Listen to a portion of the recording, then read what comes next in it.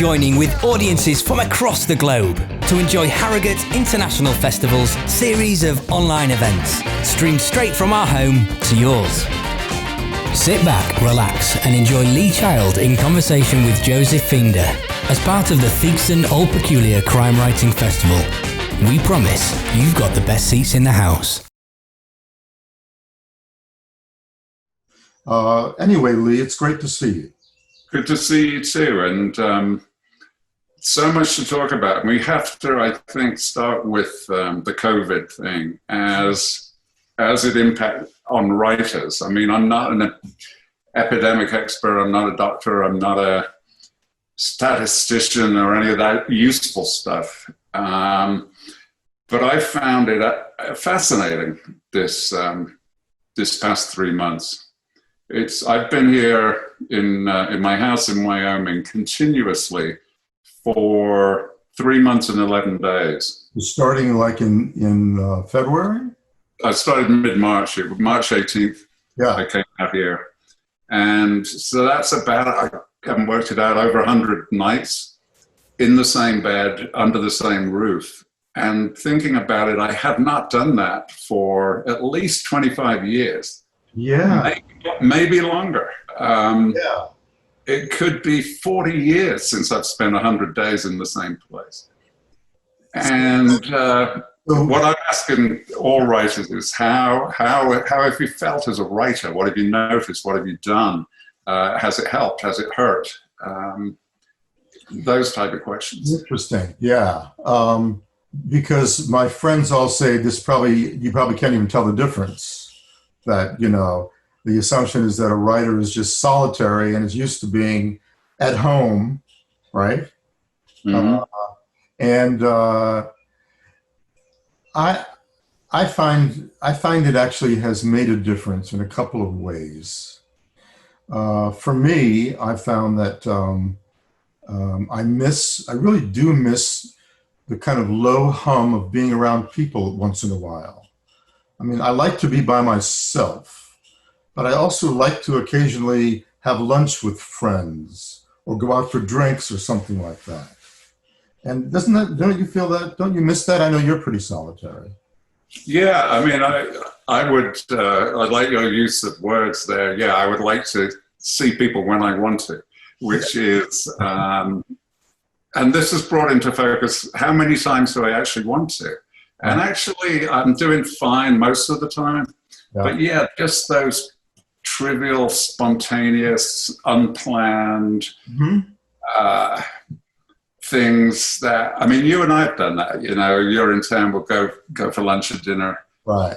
And really doesn't amount to a hill of beans, but it feels good, and it is a stimulating couple of hours, and then you get back to solitary confinement and you do your work. And I do miss that, and I miss the trivialities of... Yep, exactly. Because the catch-22 for me of this lockdown has been infinite amount of time to do things that I need to do, fix this, paint that. Right. But I don't have a paintbrush, I don't have the screws or whatever. And normally you'd go to the store and get them, and it would be a 20-minute diversion, and you would feel, yeah, okay, I'm getting on with things. But you're prevented at every stage. So I found it... Yes. It boils it down to the essence. What do you actually need to do, and what is it that you miss? And yeah, I miss the company of people. I don't particularly miss the big formal events. I mean, I'm sure like you, I've had like 40 things canceled this year, and it looks like the rest of the year is canceled. Right. But in a way, taking a year off from that, fine. But yeah, the casual contact. Yeah, but the eavesdropping. You go out on the street. Yes. And especially with phones, I love that, where you hear half a phone conversation, and then already you've got to imagine what the other half is, and so on. Right. Just stupidest things is what I'm missing. Absolutely, that weird kind of buzz. But I don't. I have a source for my new book. He's a cop, and I don't really know anything about how cops really work. So I figure I want to try to get some of the basics right. And so I have this cop, And then I would take him out to for a steak or take him out to dinner. You know, we'd have some wine or beer or something like that. And, you know, a big part for me of meeting with a source is that social interaction. Now, if I have a question or a couple of questions, I have to call them on the phone. Mm-hmm. That's very different. You know, you miss so much. Yeah, you do. And especially the eating thing. Yeah, you know, you can get a million clues out of dinner. What does he order? How does he order? Exactly. What is he? How does he eat? Right. Because I'm very aware of that in me. That when I go out to dinner with a largish group, I hate that thing where you share starters. Right. I came from a big family, and it was first up, best fed. And I'm very protective of my food. I mean, often I find myself making that physical gesture. You know, I sit with my arms around the plate, right, which is the kind of subconscious protection, wanting to keep it. Yes. And you pick up stuff like that just through simple physical observation that you can't in any other way. Right, right. And I really miss that. And I sort of I miss the third party intrigue you get as well. I went to dinner with an FBI guy who was probably the most irresponsible FBI agent ever, because coming back from the dinner, he drove me back to my hotel. This was in California. And he put his license siren on just for the fun of it to bring me to the hotel.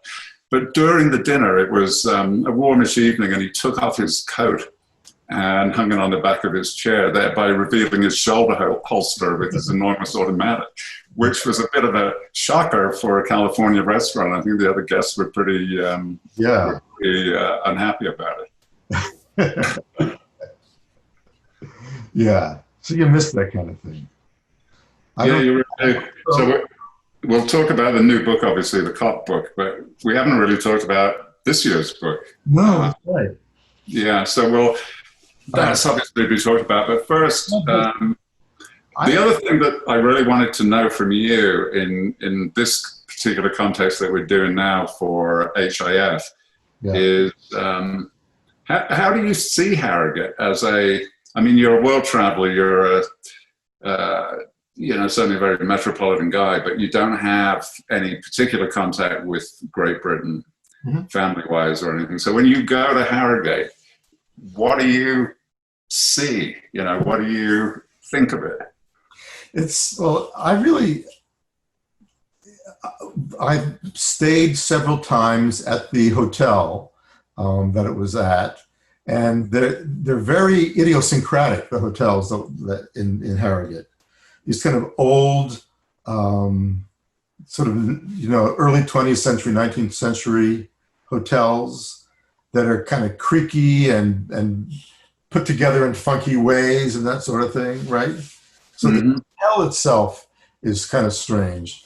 The festival is so unusual. I mean, I'm used to BoucherCon or Thriller Fest, where there are multiple tracks, and if you want to go to this thing, you can go to this thing or go to that thing, or not go to anything at all and go to the bar. At Harrogate, there's one track, and everyone does it. So there's this it's a much smaller festival. And the bar is always going, because, you English guys love your beer, right? And it's always going. It is. I love it. I love Harrogate. The hotels are, have been adapted and upgraded numerous times since the 1930s or whatever, and are doing their best. But the one track thing is what I like best, not necessarily from our point of view, but from the attendees' point of view. Yeah. Because if you go to BoucherCon or Thriller Fest or one of these big ones with can be 4, 5, or even 6 tracks at any one time, the attendees are in a kind of nervous state. They have to make a decision. Should you see this guy or this guy, or should you go shopping, or should you go to the local tourist attraction? Right. or whatever. And so there's a sort of anxiety about it. Whereas at Harrogate, there is not. It's the most supremely relaxed festival from the attendees' point of view, because they got no choice. You go to this thing, then you go to the next thing, then you go to the bar. Yeah. You know, there's no thinking involved. Yeah. And it's a great, one of the things I love about being at Harrogate is just hanging out with other writers and meeting writers. You meet various European writers, you meet the Swedish, and you meet, this whole range of foreign fiction that we don't run into in the States. I agree. I love that about Harrogate, that it is, I mean, all the conferences are somewhat international, but you get a definite mixture of people at Harrogate that you don't see anywhere else. A lot of Scandinavians and so on. And yeah, I love that too. I use festivals as a kind of amphetamine thing, that you go there and you meet these people that are, especially the newer writers, that are so full of talent and ideas and passion. Yep. And, so I go in there as this jaded old guy, and then I'm exposed to all of this, and I go home again, and I really want to work harder, because you have the sensation of being pursued. Right. There's a whole new generation. There is, and they're ready to knock you off. That's right, exactly. So that just makes you work harder, huh? Yeah, it does. And I just get inspired by the simple act of somebody loving their job so much. Yes. There's a purity to it that you almost never see anywhere else.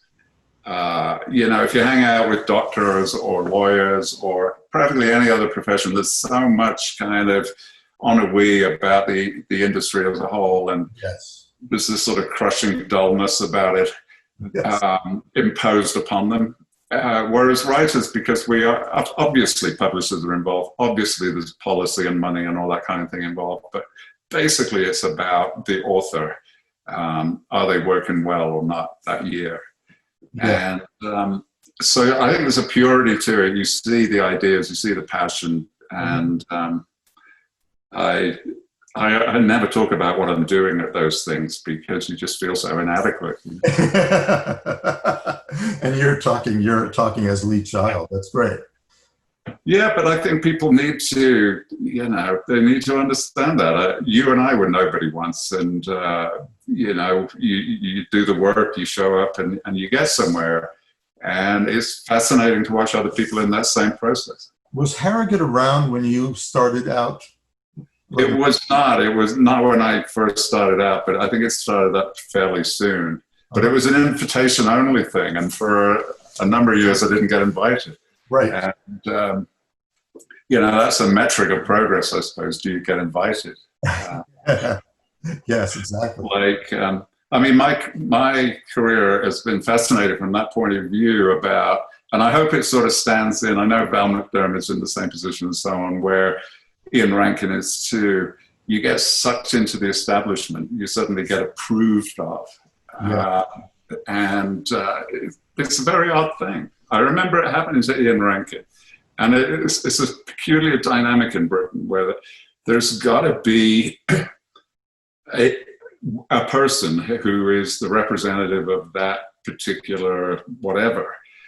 Like soccer, for instance, maybe you remember there was a fabulous player called George Best, who was unbelievably talented, extremely charismatic, like a rock star. They called him the fifth Beatle. He was around at that time. And eventually he flamed out and retired, and it was like this panic amongst the media. They needed another figurehead, so they picked this other soccer player called Kevin Keegan. Just more or less quite arbitrarily. They just thought, we need a guy. And it was a bit like that with Ian Rankin, and as much as Colin Dexter was, the Morse series, he was very much the darling of that sort of middle-class axis that ran between the Sunday Times and the BBC Radio Times. Sort of defines a layer of taste in Britain. And Colin Dexter faded away, and they needed a guy, and it was Ian Rankin. And he absolutely worthy of stepping up into the position, but suddenly anointed, Yeah. Isn't that cool? actually. It is cool the way it works. And in the last several years, it's happened to me whereby I suddenly get into magazines that normally would sniff at me, and the Queen gave me an award and all that kind of thing. Right.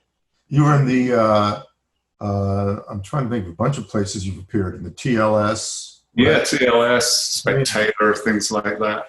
Uh-huh. Which, very nice. Yeah. And by the way, I wanted to mention that I think it was at Harrogate that you introduced your brother Andrew. Yes, yeah. Like back in 2009 or something when he was... About 2009, yeah. Starting, right? Yeah, he's been around a bit longer than you think now. I mean, that's 10 years. So, he's doing well, I hope. Yeah. Well, I mean, let's talk about this. This is, it freaked me out when I heard that you were retiring. I just thought, because you have threatened to retire previously a number of times, and it's just, you talk. Yeah. I never believed it. Well, do you believe it now? Yeah, I believe it now. And yeah. Andrew's terrific. It was... but it's still freaky news. Well, it's unusual. I mean, not many people do that. And part of it was that I thought, kind of always I've done what other writers don't do. I know that you've got the Hella series, which I admire very much, but I've done nothing else apart from one guy for 24 books. Yeah. Which at some point becomes a bit existentially weird. But mainly it was just because I'm so totally bound to my background. I just have this baked in culture that first of all, you go to school, then you work a long time, then you retire. Right. It was the third stage of life, inevitable. You do it. And you're going to retire. Yeah, that you retire at 65 years old. That's what you do. And that was a kind of mental framework that I found it very difficult to escape. And at the end of the day, I just thought, why not? Have a few years off and then see what happens. Are you thinking about writing other kinds of books? No, I mean, as you know, writing is partially a lot of fun, just kicking back, lying on the sofa, daydreaming, making up the story. Yeah. That part I will always do, and I always did do, which is why I was able to be a writer. It was kind of an epiphany. I thought, I do this anyway. All I got to do is write it down. Right. And so, but the writing it down part, there's endless months of typing. And then the endless months of behind the scenes meetings about promotion and so on, and then the promotion. Right. So there's two halves to writing for me. There's the daydreaming part and then the business part. Yeah. And I will always do the daydreaming part. Right. The business part, I'm quite happy not to be sitting there for months typing. Uh-huh. So, wow. So you're basically going to be relieved to sort of do nothing. Well, you're not going to do nothing. I know you.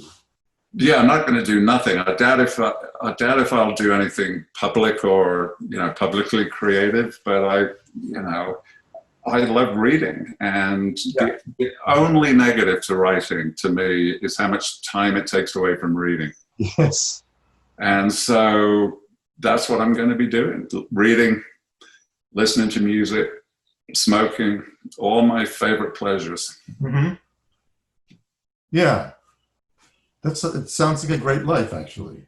I hope it will be. I mean, it's gotten off to a very weird start this year, obviously. But if we get back to some kind of normality, then I'll let you know how it goes. So this is what you meant when you said you're aging out of being able to write the Reacher books? Yeah, I mean, and seriously, I think, I'd be interested in your view on this. Seriously, I feel like I don't totally understand the world anymore. Even 5 years ago, you could have parachuted me anywhere into anything. And within 5 minutes, I'd have figured it out. And within another 5 minutes, I'd be the boss of it.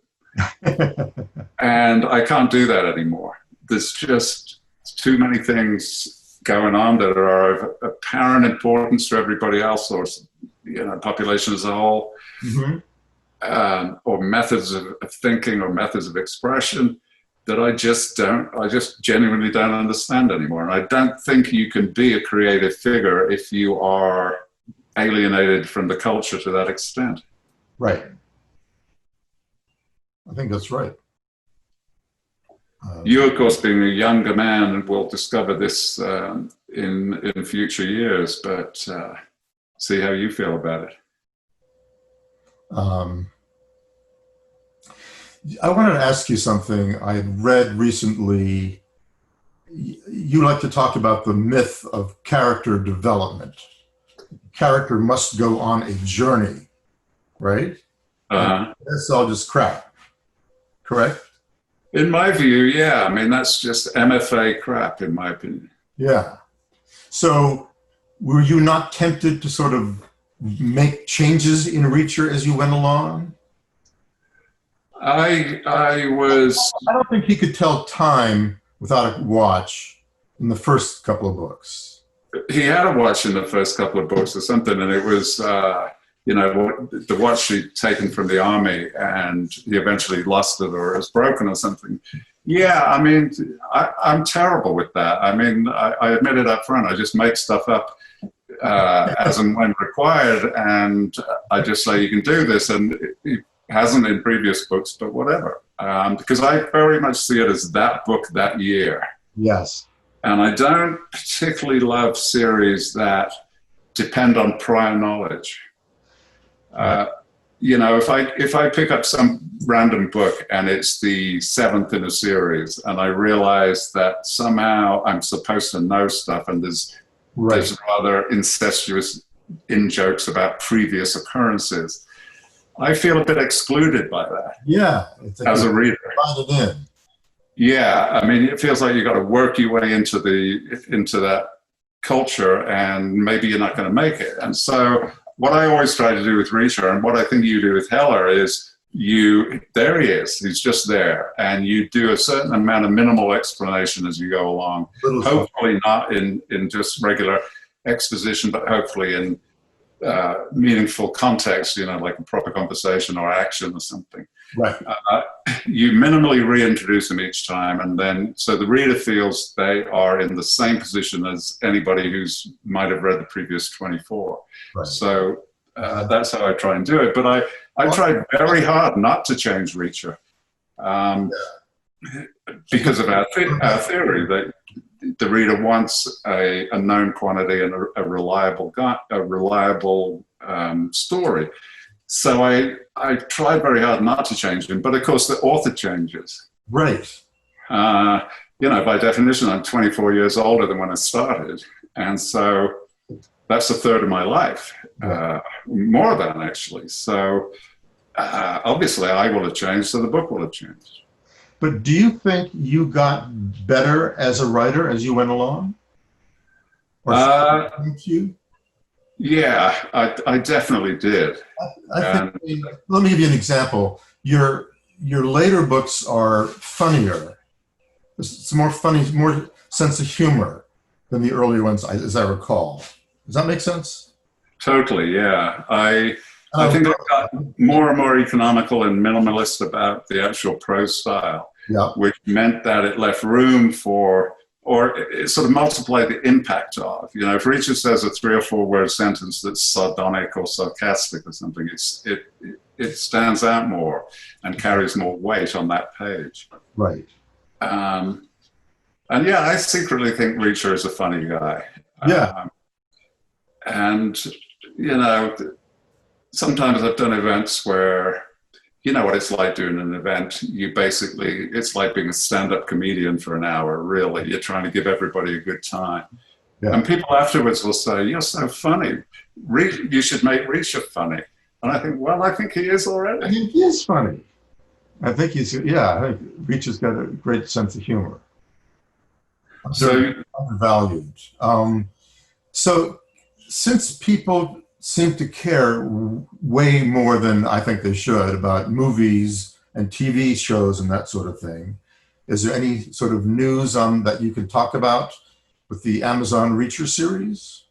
Yeah, it's, you know, in a way we were lucky about the timing of it, because during this severe lockdown period, it was in the writing stage. Perfect. We wanted to get it, we sort of made up the schedule as we went along in response to events, but we wanted to get the entire first season written by May and then start the casting. And we got it written, and we're trying to cast the lead character, which, as you can imagine, is, with the weight of expectation amongst the readers and the viewers, is not easy. And so we're just trying to perfect that right now. But it is solid. It's proceeding. I've read the pilot. It's a tremendous screenplay. Is it? And with a bit of luck, it should. You can never tell how it's going to look on the screen. There's so many subtleties and so on. But with a bit of luck, it should be really good. So you basically took The Killing Floor and made that the first season? Yeah, the first season is Killing Floor, and then, but they, you know, they're being very smart about it, because, you know, in your wildest dreams, you're going to get 8 seasons maybe. And so there are 24 books. So that's basically 1 book to provide the spine of the season and 2 books to be cannibalized for extra scenes or the best parts. Like in the Michael Connelly series, I mean, they sort of take pieces actually from different. Yeah, I'm pretty sure that's how we're going to do it. And the short stories too, because, you know, as you know, we get asked for short stories all the time. And so you fill in little gaps or have some fun with something. And a lot of the short stories I've done is when Risha was a kid, living with his family still. And so they're going to mine those as well for sort of flashbacks. Yeah. Because, you know, in Killing Floor, it's all about his brother is killed. Well, who was his brother? So they're going to take part of a short story about when they were kids on Okinawa and so on and so forth. Yep. So that, yeah, they got a lot of material to use. Yeah, you've got 24 books and lots of short stories. And one thing I wonder, Reacher is actually, as a character, so interior, you know? There's this unspoken, this flow of thoughts and inferences and conclusions. That's what makes him so entertaining, you know? But so how, have they figured out how to do that in a screenplay, in a teleplay? That is, yeah, that's such a great question, because, you know, all this stuff has been optioned many times, and you know, as you know, 2 movies and now Amazon, and every single time they buy it with tremendous enthusiasm, because, you know, you've got a great lead character, you've got an exciting story, you've got the book platform to build from, so they buy it with tremendous excitement, and then they think, oh shit, what have we got here? And they've got a guy who lives in his head 7/8 of the time.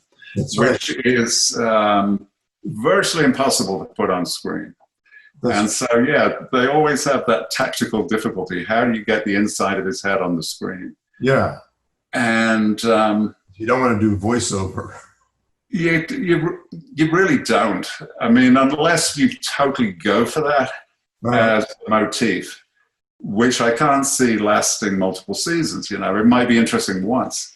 But yeah, so how do you do it? Do you bring in a foil or a sidekick so that they can have the exposition conversations? You know, which you and I know are so embarrassing that it's such a transparent tactic. You really can't do that either. No. So what do you do? It's one of the things as we write books, I mean, we don't have to do that. We don't. But you know, Lots of people do, and it drives me crazy. Yeah.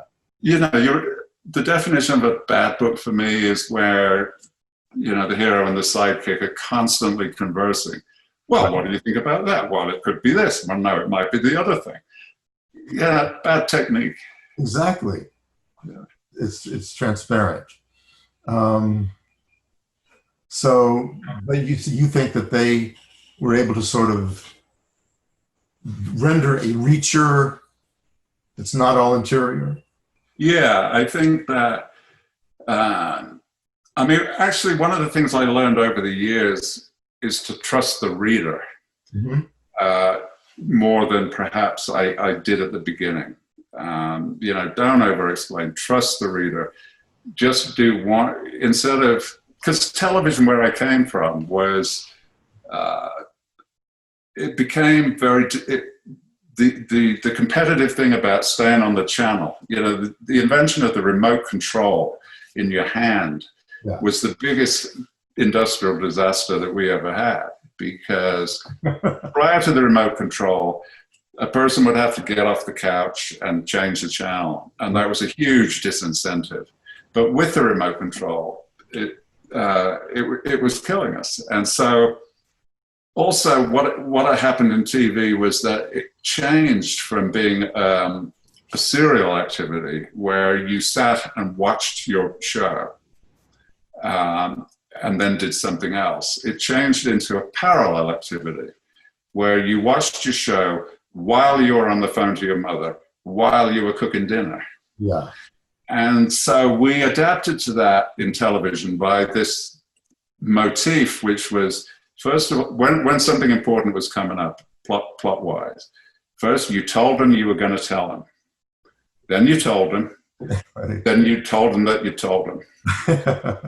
And I think I imported a little bit of that too much into the books at the beginning. And over the years, I learned to sort of hang back and just trust the reader. Yeah. So in a sense, what the TV is going to have to do with Reacher is trust the viewer.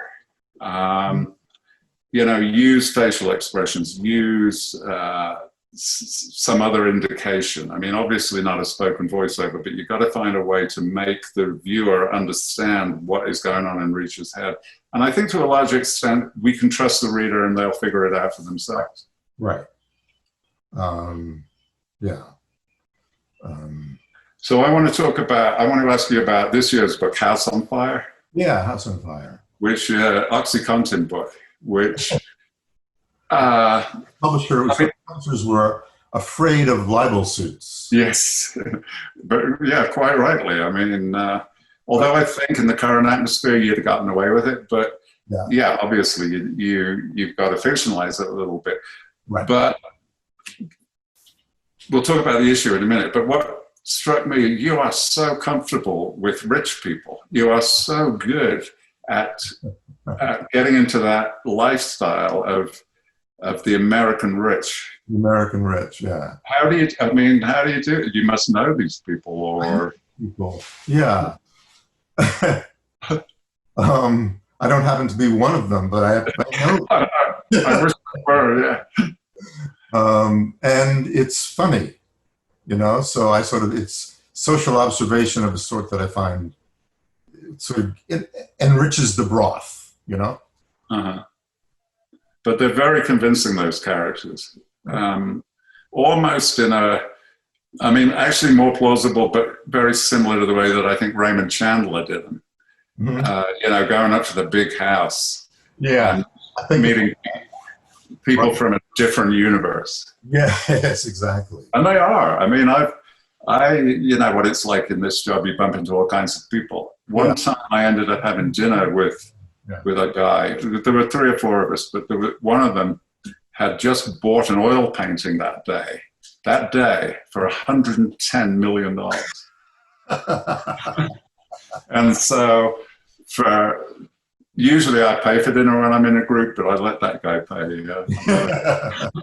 I bet he would not have fought you over the check either, right? No, he wouldn't have. I mean, that's how they get rich. This is what you learn eventually. Right. And, you know, we're all well paid, but what I love about the writing world actually is that typically we're old or we're set before it happens. I was in my 50s before I made any serious money. Is that right? Yeah, by that point, I mean, I've been employed. My early book deals were good, and prior to that, I've been employed at a really good salary. Yeah. But I didn't have excess cash until I was in my 50s, by which time your personality is set, right? Your tastes are fixed. You don't change all that much. I can see how it is if you're an athlete or rock and roll star or something, and it all happens when you're 20. Mm-hmm. That would be a very different proposition. Yeah. But typically you're hanging out with writers, and there are some seriously rich people among them, but they don't seem that way. No, not at all. I will say I really enjoy hanging out with writers. Yeah. I mean, there are some who aren't so fun to hang out with. But very few. Very few. Yeah.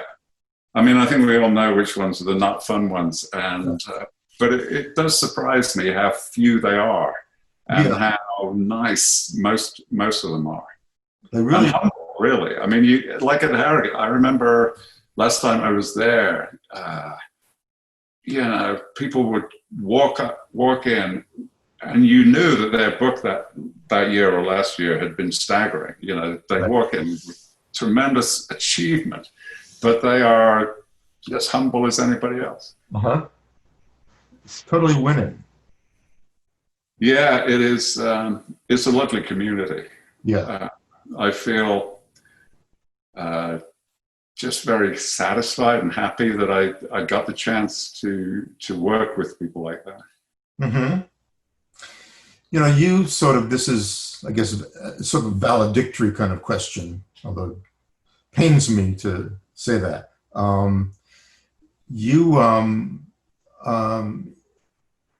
You didn't, the Reacher books remained really good. And I was afraid that as a writer gets tired, the books are just going to get flatter and flatter, until they're forced out of town on a rail. Yeah. What happened with you?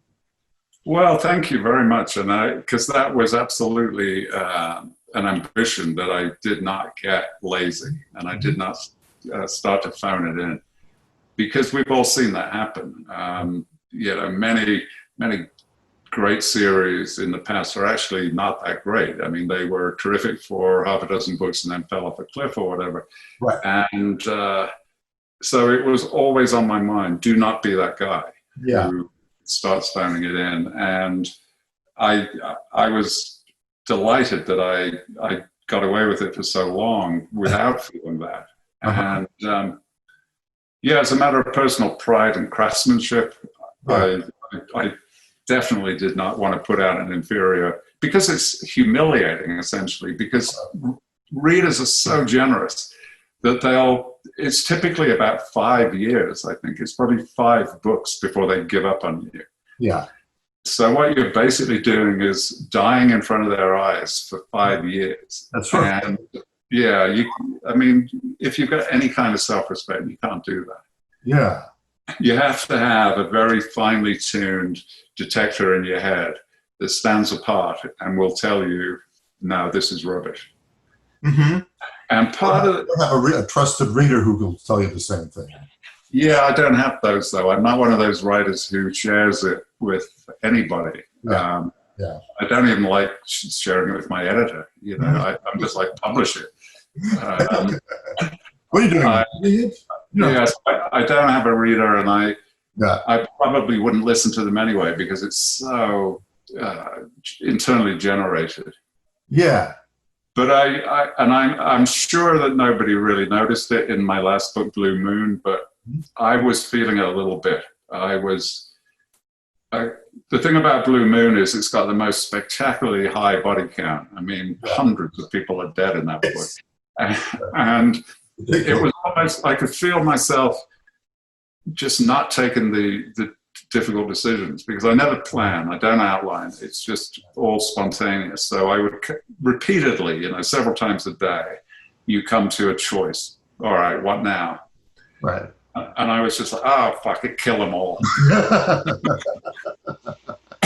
Which in a way was a kind of unbounded, exuberant approach. But on the other hand, I felt, is this lazy? Am I not being as ingenious as I ought to be? Uh-huh. So you were sort of feeling that the sort of struggle. I was, but that said, I did have my detector turned up to extreme sensitivity. Yeah. Because I wanted to catch it before anybody would notice. Mm-hmm. And I think I did get away with it. And I probably could have done another 2 or 3 just as good, but at some point I would have had to stop. So, why not now? So you wouldn't. So you're basically quite sure this is the last Reacher, that you have written the last Reacher. I have, yeah, but my brother will now write to carry on with the franchise, and we'll see how it works out. Mm-hmm. I'd be curious if you ever want to talk about it, how that worked. I imagine you're working it out though, so.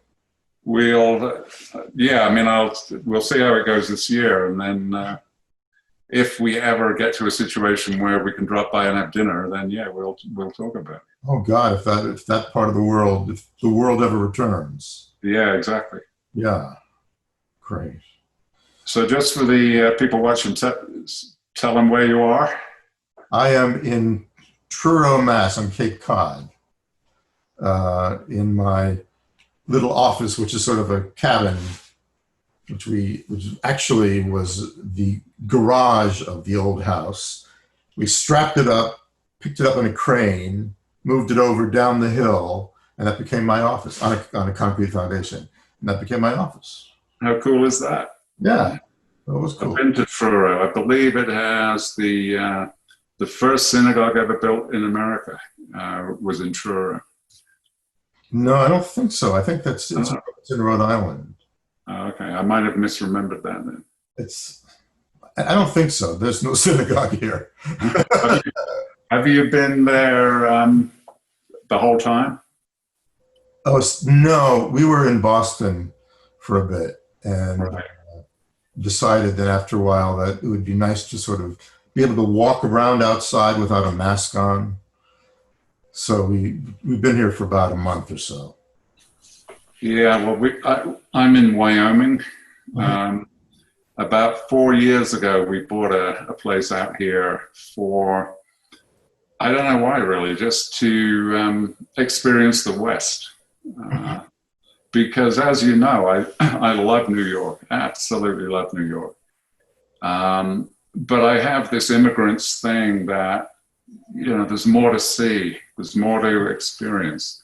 And so we bought this place as the exact opposite of New York.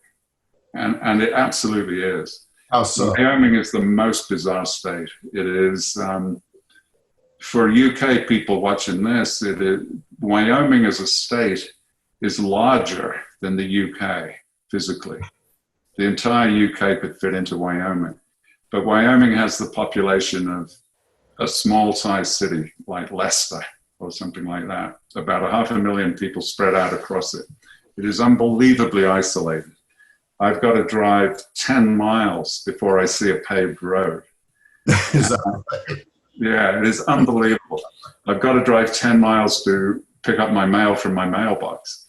It is so isolated. Wow. And we intended to use it as a sort of contrast to New York, which it totally is. I mean, in previous years, I was here for a couple of months at a time, maybe. And then I go back to New York and I usually get in late in the evening. Mm-hmm. So I go to the store at midnight to get coffee and stuff for breakfast the next day. Right. And walking that one block at midnight, I would see more people than I'd seen in the previous 2 months. It's a wonderful contrast. And of course, when this situation started, it's ideal. Isolation is mandatory. It's not something you got to choose. It's all you've got here. So you basically don't have to wear a mask either.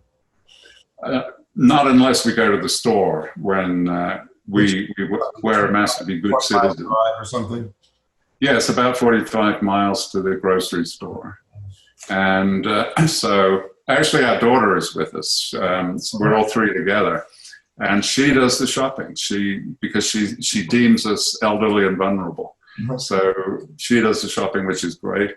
Yeah. And otherwise, it's just no different to normal. It feels like normal life, except that I've been here so long. It feels very weird to be in the same spot repeatedly, and I worry that I'm becoming kind of shut in or institutionalized or something. Right. But it's the social distancing is sort of a fact of life in Wyoming. It is. Are you missing New York? Yeah, I'm totally missing it. Except one wonders what will be there when you get back. All the dozen little trivial things that you would normally do every day. Literally just the sort of normal intercourse of the day. I'll come down in the elevator. There's one of the doormen that is particularly into cars and British cars, like Aston Martins and stuff like that. So we'll have a guy conversation about V8s or V12s or whatever. Then I'll go to the diner on the corner and have breakfast. Then maybe I'll drop in at the hardware store and get what I need, or the supermarket or the bookstore. All of those trivial things are going to be fraught. They're going to be weird and difficult, and they're certainly not happening now. So I miss what New York used to be. Right. But I have no idea what it is now. It must be so strange.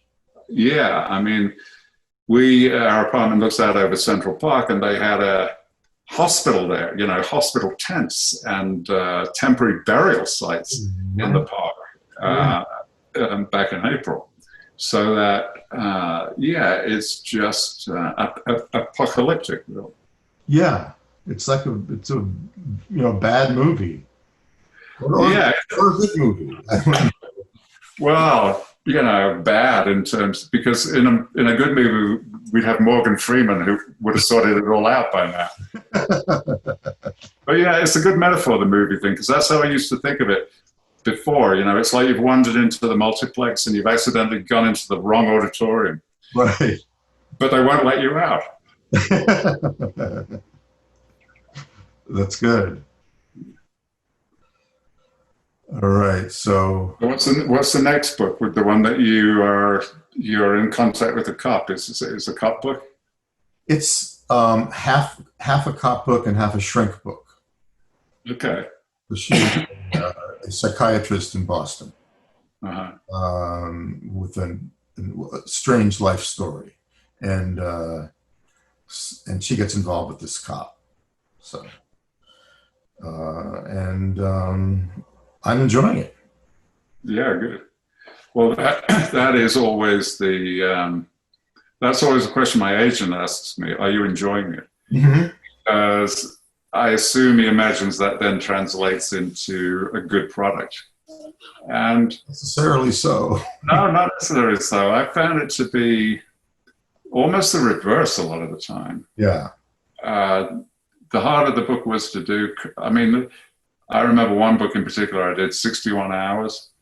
I was just cursing that book throughout because it just was hard. Yeah. But it came out really, really well. Yes. And the other thing I noticed with every book is the happier, the better mood I'm in, the crosser and more cantankerous Reacher is. And vice versa somehow. I was just reading it was The Enemy. I was just reading The Enemy. There was a scene I wanted to revisit, and it's a fight scene with Reacher, and it made me laugh out loud. And I've read this about 3 times before. So I just know you, and I know that you had, you really enjoyed that, writing that. Yeah, shamefully, I enjoy the fights the best of all. Yeah. Because you make your fights interesting. Yeah, the thing I remember 2 things about The Enemy. One was, like we were saying, the internality of Reacher. Reacher spends a whole page asking himself the question, what is the signature sound of the 20th century? And he answers it in a couple of paragraphs, longish paragraphs. And I thought that's some of the best writing I've ever done. And nobody has ever noticed it or mentioned it.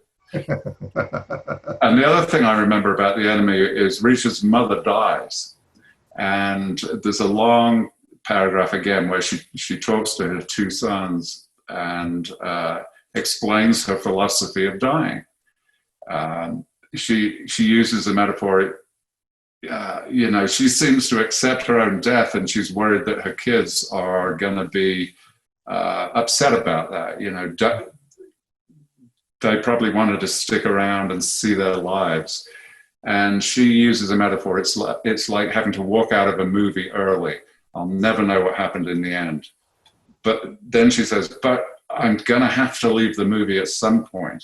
Right. I will never know what ultimately happens. So the when doesn't really matter. And I deliberately self-consciously wrote that as a message to my own daughter. As, just the sort of thing, because don't forget we're British, and therefore it's hard to talk about feelings and so on. You have to do it indirectly. And so that particular one paragraph is my message to my daughter that, when the time comes, don't think I'm not interested, but, I cannot outlive you, and therefore it's going to happen at some point. At some point I have to choose the time if I have a choice, or it's just going to happen one way or the other. Yeah. Yeah. Well, let's hope we can get together actually at Harrogate sometime. Yeah. With everybody. We miss that. I miss it. I miss it a lot. So I hope it's next year or the year after. I hope it's soon. Soon, yeah. Let's and it's ideal there because it's sort of semi-outside anyway. Yeah. So hopefully people will feel more confident about it. Good point. It is. And there's the tent and all that. Anyway. All right. Great talking to you, Joe. You too. Stay well. Stay productive. Stay happy, and keep the beard going. Thanks for joining us. If you have enjoyed this event as part of the Harrogate International Festivals, please do think about a donation to ensure that our festivals can survive in the future. Donations can be made by texting HIF and the amount to 70085. For more events, please visit our online hub, the HIF Player. It's packed with upcoming live streams, events you've missed, archive recordings, and much more.